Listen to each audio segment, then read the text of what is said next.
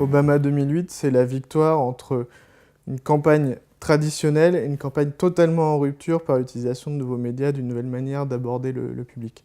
Traditionnelle parce que finalement, il va quand même utiliser la télé. Il va utiliser différemment, au lieu d'envoyer des petits spots très guerriers qui dénigrent l'autre, lui il va faire un 30 minutes très bien monté, très positif, qui pose ses idées, il va lâcher sur toutes les chaînes, il va diffuser en même temps, et la seule chaîne qui va le refuser va s'en mordre les doigts parce qu'énorme succès d'audience. Il va même réussir à décaler des matchs de football pour être au bon moment. Bref, une bonne notion des médias traditionnels, pareil pour la presse, choisir les bons journalistes, bien travailler. Et avec ce que je disais tout à l'heure, c'est-à-dire l'idée d'avoir un message de fond. Le message de fond, c'est un changement possible. Donc il n'est pas en train de se dire « je vais sauver tout ». Voici un changement auquel on peut croire. Et un message très fort, « Yes, we can », qui est très différent d'autres candidats, puisqu'il ne dit pas « Yes, I can », mais « Yes, we can ». Et donc il englobe le peuple avec lui en disant « on a un effort à faire, on va le faire ensemble ». Là où il se démarque, c'est qu'il va utiliser le data mining, les réseaux sociaux, d'abord une grosse utilisation du web, majeure et très nouvelle, puisque la plupart des autres pays dans le monde vont venir étudier sa campagne par la suite pour comprendre ce qu'il a fait. Dans le data mining, il va créer des fichiers clients. Là, il va utiliser des bénévoles, des volontaires qui vont appeler les gens, qui vont leur administrer des petits questionnaires très courts, qui vont permettre d'identifier d'un point de vue local ce qui importe aux gens. Et quand il va se rendre aux différents endroits aux États-Unis, il va leur parler de ce qui leur importe à eux, à l'endroit où ils se trouvent. Et c'est là où il va marquer des points. Il va rester dans sa ligne, une ligne plutôt sociale, une ligne de changement. Il va créer son Hope. Et puis là, coup de bol, il va avoir ce fabuleux designer qui va lui créer son affiche, qui va devenir l'affiche non officielle, mais supportée par le camp Obama de la campagne. Mais quand il va aller parler à certains endroits, il va parler de santé.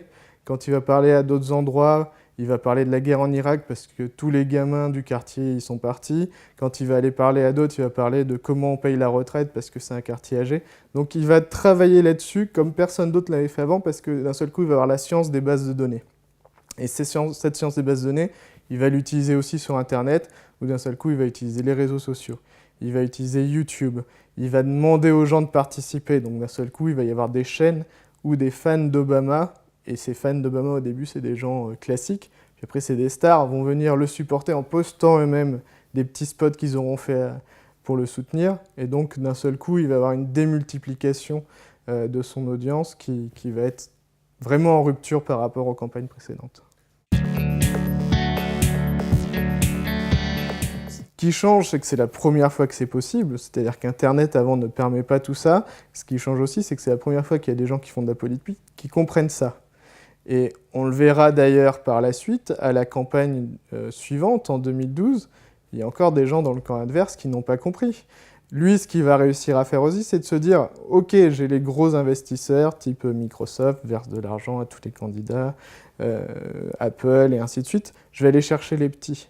Je vais être capable, à travers mon site web, de dire à la mamie du coin « Moi, je vais changer ta vie, mais pour changer ta vie, j'ai besoin d'argent pour faire ma campagne. Donne-moi 20 $. » Et ça, techniquement, en termes de marketing, c'est très différent. C'est de dire ton argent aussi compte. Il n'y a pas que les riches qui vont changer notre monde.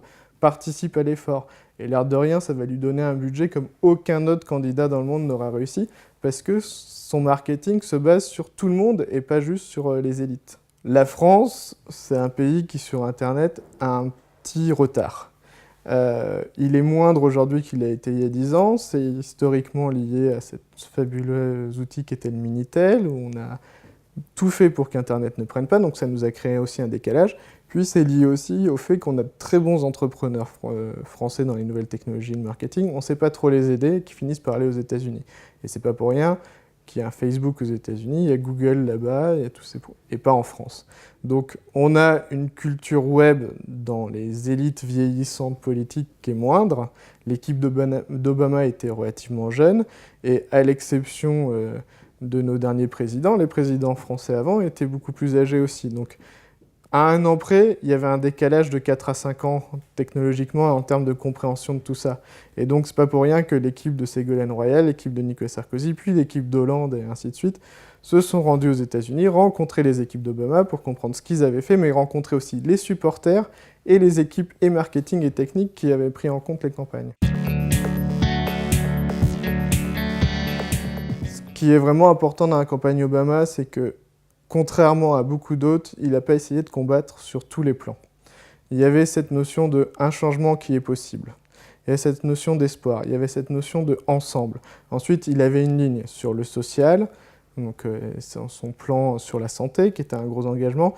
Il y avait aussi des positionnements très clairs. La fiscalité, c'était de dire je n'augmenterai pas la fiscalité sur les gens qui gagnent moins de 250 000 $.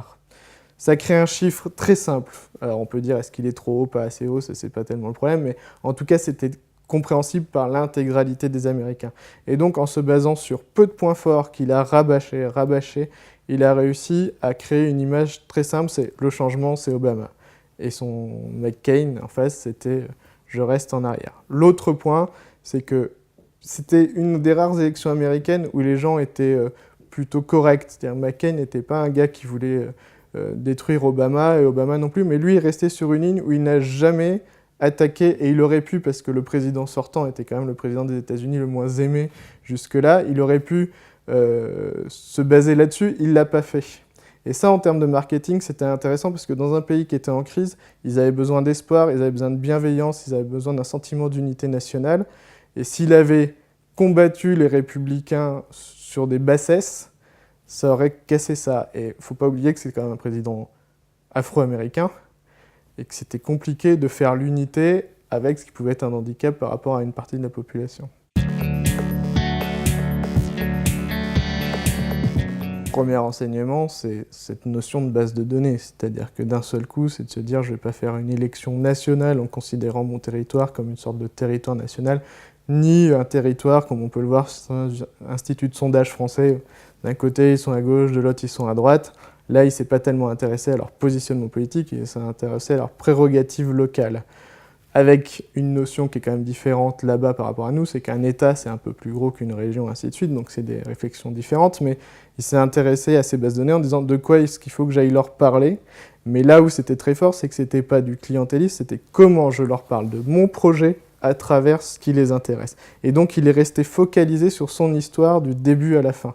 Il n'a jamais changé, même quand il a été attaqué sur différents points, il a raconté la même chose du début jusqu'à la fin. On est en plein dans le brand content, c'est-à-dire j'ai une marque, cette marque elle porte 3 ou 4 valeurs, pas plus, et tout ce que je raconte, tout ce que je dois faire, tous mes arguments doivent venir les nourrir pour que ma marque soit clairement identifiée, parce que je crois, et même quand les sondages sont un peu enfoncés, il a cru du début à la fin que c'était cette marque et ces valeurs qui allaient gagner.